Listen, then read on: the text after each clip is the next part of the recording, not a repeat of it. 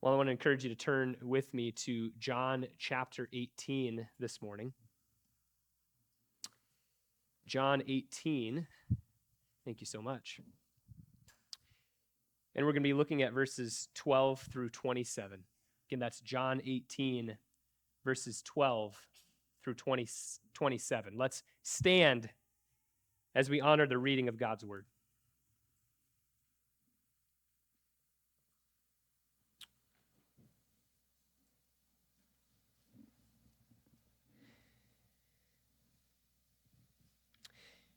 So the band of soldiers and their captain and the officers of the Jews arrested Jesus and bound him. First, they led him to Annas, for he was the father-in-law of Caiaphas, who was high priest that year. It was Caiaphas who advised the Jews that it would be expedient that one man should die for the people. Simon Peter followed Jesus, and so did another disciple, since that disciple was known to the high priest. He entered with Jesus into the courtyard of the high priest, but Peter stood outside of the door.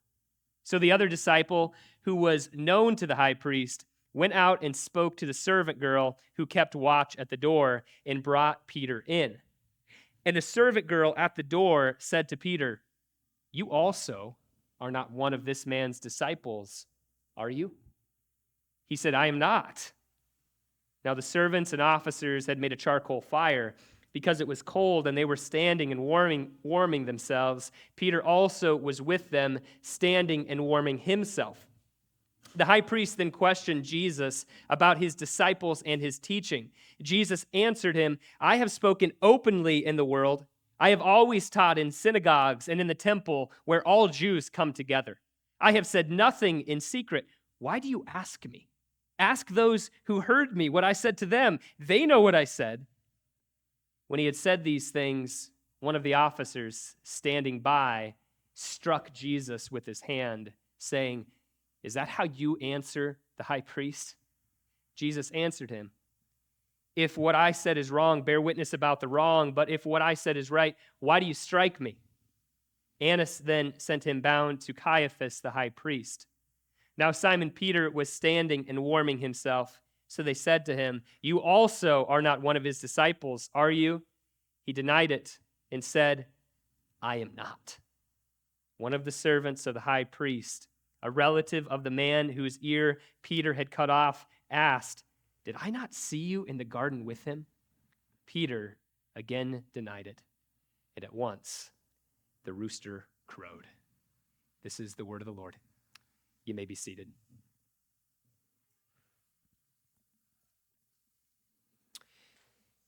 Here's my question for you as we get started this morning. What was the last time that you overestimated your own strength? A time when you thought yourself equal to a particular task, only to come up short in the end. A time when you maybe had a wake-up call as your imagined strength and your imagined capability gets exposed and you're forced to deal with your actual weakness.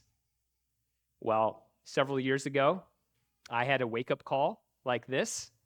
I was serving as a youth pastor near Marshall, Minnesota. And one of the interesting things when you're a youth pastor is that oftentimes students like to challenge you to various competitions. It just kind of comes with the territory, okay? Everything from arm wrestling to games of chess, like anything that they think they might be able to beat the youth pastor in, they challenge you in, okay? And I remember one particular high school student once challenged me to a race. And I used to be a high school sprinter.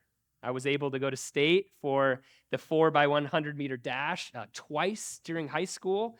And even though I had just turned 30 years old and had 3 kids, in my mind, I was still basically as fast as I was when I was 18. So we line up, and I look over, and I notice for the first time that the kid lined up against me is wearing cowboy boots. And I'm thinking to myself, there is no way I'm going to lose to a kid with these chunky old boots on, okay? So we line up, somebody else shouts go, and we take off. And immediately, this kid has like a full step on me. He jumps out ahead of me, and I'm one step behind him the whole race, and that's basically where we finish. I lose to a kid in cowboy boots. Well, that was one thing. I was a little surprised at this point, maybe a little bit humbled, but still pretty sure that I had it, right? Well, about 6 months later, the same thing happened, only this time I was challenged by a high school girl. She had just qualified for state track herself, and she was feeling good, and so who does she want to pick on? The youth pastor. So we line up outside this time. We're on the grass. A bunch of students are all piled around watching us. We line up. Someone once again shouts go, and we take off once more. She's got like a full step on me. I'm gaining on her, though. I'm seeing her in front of me. I'm thinking there's no way this girl's going to beat me to that finish line. I'm giving it everything I've got. Arms are pumping. Teeth are clenched. Joints are probably creaking at this point. And then I see it. Her foot crosses the finish line half a step before mine does. I'd now been beaten not only by a boy wearing cowboy boots, but now by a high school girl. And in that moment, reality began to sink in. My perception of my own strength was exposed for the falsehood that it was. And I was forced to recognize that I was a much weaker sprinter than I thought. And what we're going to find this morning is that this kind of idea, this exposure of our weakness, takes place not just in things as simple and as silly as sprinting, but it also applies to our lives as we follow Jesus. We're going to find this morning that our tendency to overestimate our own strength isn't just something that applies to athletic competitions.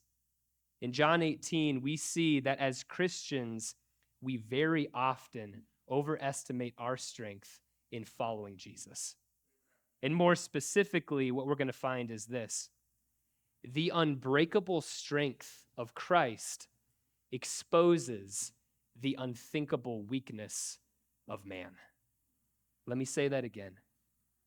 The unbreakable strength of Christ exposes the unthinkable weakness of man.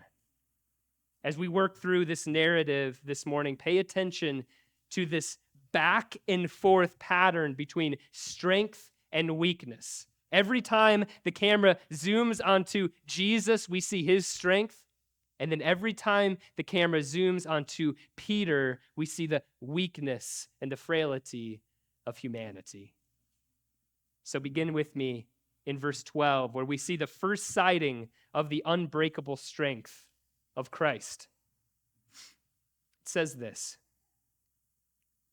So the band of soldiers and their captain and the officers of the Jews arrested Jesus and bound him. First, they led him to Annas, for he was the father-in-law of Caiaphas, who was high priest that year. It was Caiaphas who had advised the Jews that it would be expedient that one man should die for the people. As we open up verse 12, we remember that Jesus has just come from the garden. It's nighttime, and he and his 11 disciples were surrounded by several hundred soldiers. Remember this. They're carrying lanterns and torches and weapons. They're expecting a fight or maybe a long search party, and they get neither. Jesus willingly comes forward. He speaks forth the divine name, saying, I am. He flattens the whole army. But ultimately, we find that Jesus willingly goes with them. Verse 12 tells us that the band of soldiers and their captain and the officers of the Jews arrested Jesus and bound him. It's deeply ironic, isn't it, that the one man in history who never broke any laws, not even God's laws, is now being taken into custody. They do not bother to tell him why he is being arrested or even of what he's being accused of at this point, but nevertheless, they bind him and they bring him in. It's equally ironic that they even try to bind him. You think about this? This is the guy that just flattened the whole army by saying 2 little words, and now they think that some ropes are going to contain the Son of God. But Jesus, again, surprisingly, amazingly, willingly goes with them.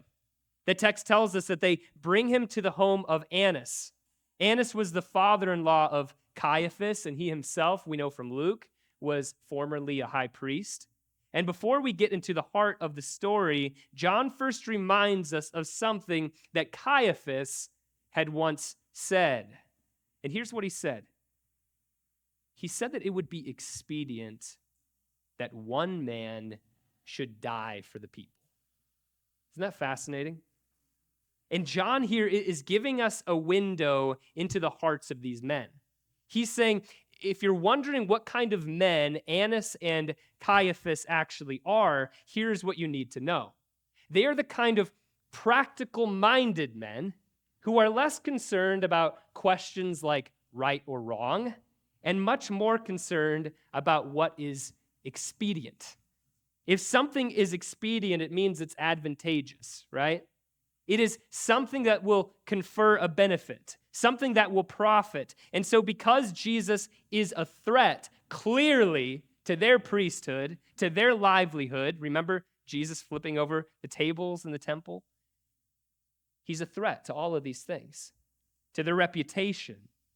Therefore, conclusion, Jesus must be gotten rid of. Therefore, Jesus must be killed. Ultimately, it's the expedient and the profitable thing to do from their perspective. Never mind about guilt or innocence here. That's what this is saying. And remember, Jesus knows these men. He knows what is in man.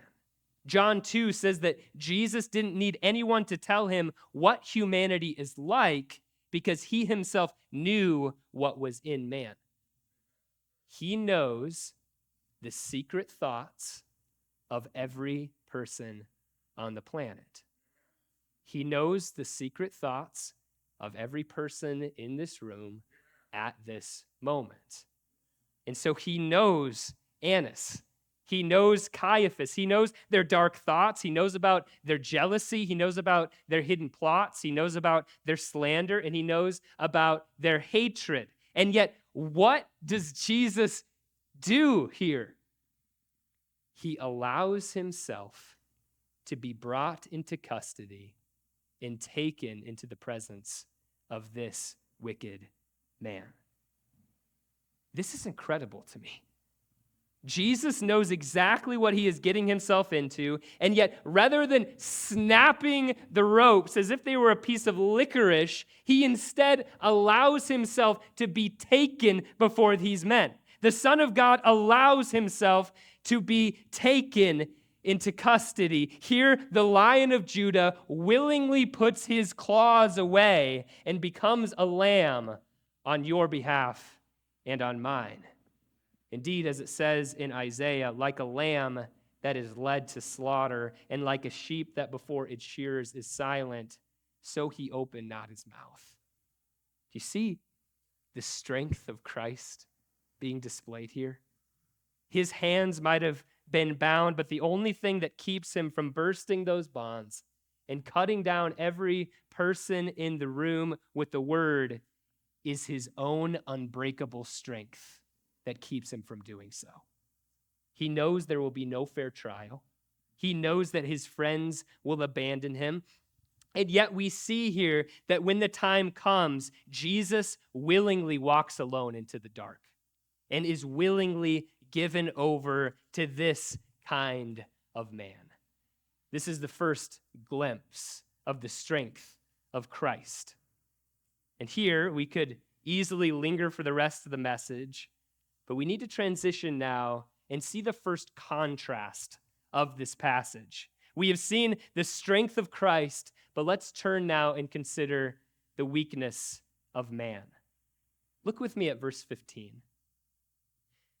Simon Peter followed Jesus, and so did another disciple, it says. It's here that the scene changes and the camera now zooms off of Jesus, zooms off of Jesus and zooms onto Peter.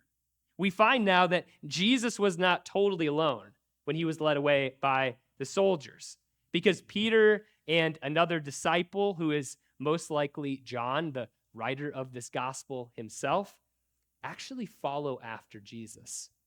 It says that they entered the courtyard of the high priest, who we first assume is Caiaphas.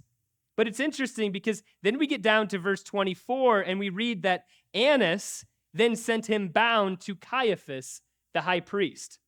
So how can Jesus be sent to Caiaphas in verse 24 if we are already in the home of Caiaphas? This has caused a lot of commentators to scratch their head and say, what in the world is happening here? And here's the answer. We're not yet in the home of Caiaphas. Remember that Annas was himself once high priest. And John here is using his old title to refer to Annas. We do the same thing, don't we, when we're talking about a previous president? Very often we still use their old title, the President of the United States. So it seems here that the home that Jesus and now Peter and John have actually come to is the home of Annas, the former high priest. And when Peter and John arrive at the courtyard of his home, here's what happens. John, it seems, has some kind of connections with this priestly family. And so he is able to walk right into the courtyard together with Jesus, but not so with Peter. Peter has to wait outside. He's outside in the courtyard. But at some point, John wants to bring his friend in.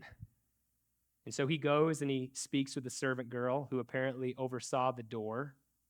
And then she goes and brings Peter into the courtyard as well. But as she does so, she asks Peter a question. As all this is unfolding, the servant girl looks at Peter and she poses this question. You also are not one of this man's disciples, are you? And what I want to do is I want to just leave that question hanging over our heads for a moment here. And I want to push pause, and I want to rewind and go back just a few hours earlier in the very same day. Here we find Jesus and Peter talking together in the upper room. And there Jesus has just told his disciples that he's going away. And in response to this, Peter asks a very natural question. He says, Lord, where are you going?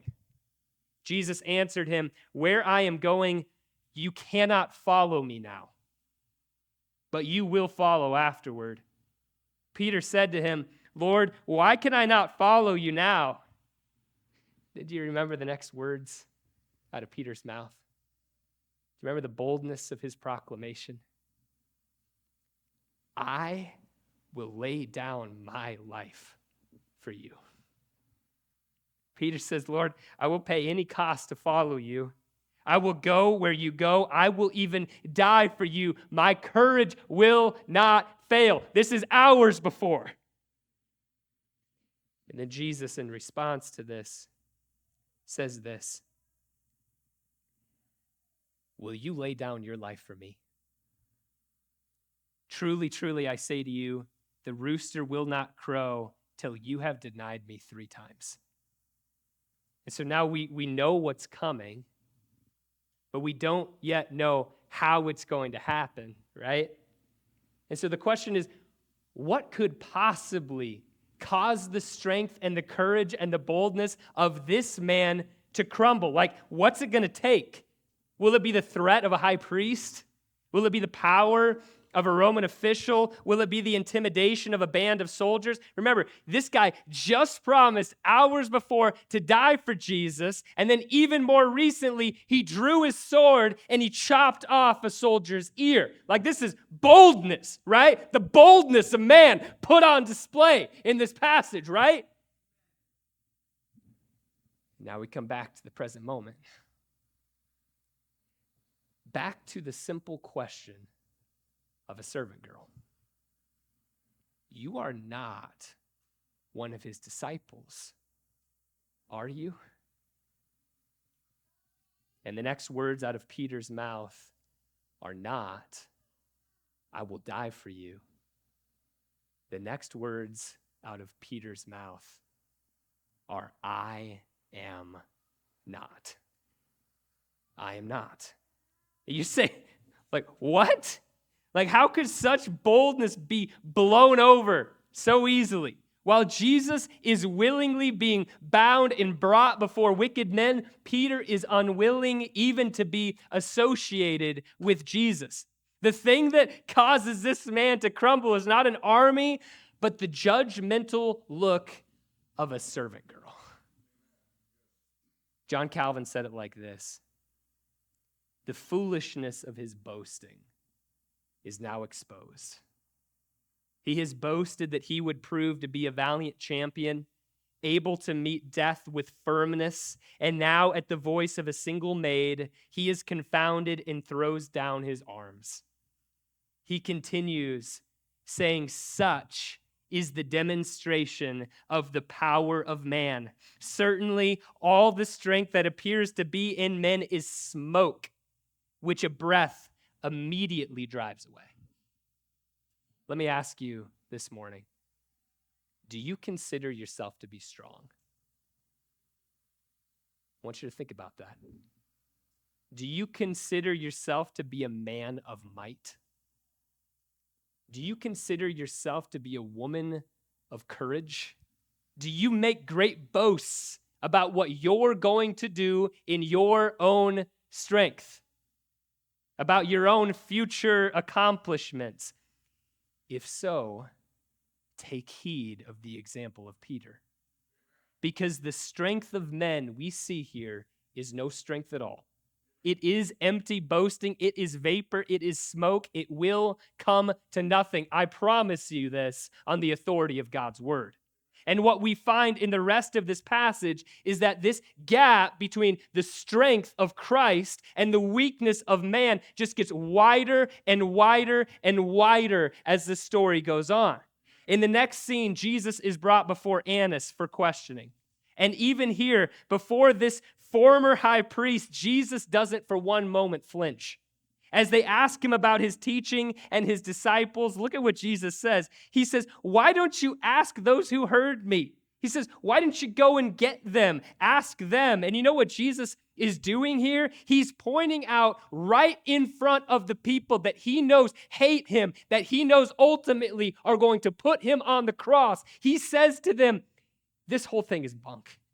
Where's the witnesses, right? Where are they? Why are you asking me? Why is it the middle of the night right now in someone's home rather than the middle of the day before witnesses and a court? What's happening here? Jesus says, who is it that is accusing me, and what am I being accused of? And it's here that Jesus gets more than a foul look. In verse 22, one of the soldiers takes offense at Jesus' question, and you can almost hear the heavens gasp as the Son of God is backhanded by man, as the maker of man is struck by man, as the one who made all things by a word is now struck in the mouth. And yet, what does Jesus do even here? Answer, he does exactly what we've already seen him do. He keeps moving towards the cross. His mission will not be hindered. He will not be intimidated. He will not be stopped. And yet, even now, John is not yet done with the contrast. While Jesus endures the accusations and the anger of men, we find Peter outside. You see this here? Outside warming himself by the fire. And as he stands there, he's asked again, you're not also one of his disciples? Chance for redemption, Peter, right? Chance to say, I was wrong before. And yes, I know this man. Yes, I've been with him for 3 years. He is my Lord. He is my master. And yet, what does he do? Again, the same words escape from his lips. I am not. I don't know this man. And it seems that perhaps just moments later, Peter is asked a third time. This time, another servant asks him the same question. Did I not see you with him in the garden? Weren't you there? And Peter again denies it. And at once, the rooster crowed. Now the betrayal of Peter is complete. Now his boasting has been exposed once and for all for what it is. Now he steps back and undoubtedly remembers the truth of Jesus' words, where I am going, you, Peter, cannot follow me now. And what Jesus was saying to Peter was really simple. Peter, you can't do it. You are not strong enough to do it. But here's what I want you to see this morning. I want you to see that this is a story that not only exposes the weakness of Peter, it's meant to expose the weakness of every single one of us. What we see here is that from the very beginning, Jesus' followers have been trying to do for Jesus what Jesus can only do for them. You need to hear this morning. Only Jesus can save you. And catch this. I want you to look up here. You cannot do it yourself. Only Jesus is able to bear the weight of your sin. You can't do it. Only Jesus is able to deal with the wrath of God that stands against you. Only Jesus is able to drink the cup of God's wrath. And catch this, when he drinks it, he drinks every drop. He doesn't hand it over to us and say, hey, complete this for me. Only Jesus can do this, not only because he is the only perfect sacrifice, but because he is the only one strong enough to do it. Let me ask you, is there a sense inside yourself that you are looking to yourself for salvation? Are you pretending like Peter that you would have the strength to go to the cross with Jesus? This passage reveals that we cannot. Friends, Jesus must do it alone, and he has done it alone. You are frail, but Jesus is unbending. We are feeble, but Jesus is unassailable. We are unsteady, but Jesus is unshakable. We are cowardly, but Jesus is unconquerable. We run away, but Jesus is unflinching. We are fragile, but Jesus is unbreakable. And what I am saying is that on the cross, Jesus takes all of his strength and he wields it for your good and for mine. On the cross, the strong dies in the place of the weak, and yet somehow, remarkably, you and I are invited into the prize of the strong. We are treated through faith by looking away from ourselves and looking on the cross of Jesus, where he flexes as God once and for all, and we see him and we say, I cannot do it, Lord. I cannot do it on my own strength, but I'm looking to the one who can.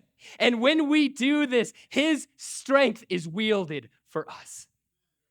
His accomplishment, walking to the cross, step by step by step, and then in the ultimate display, actually dying on our behalf, he does it for us.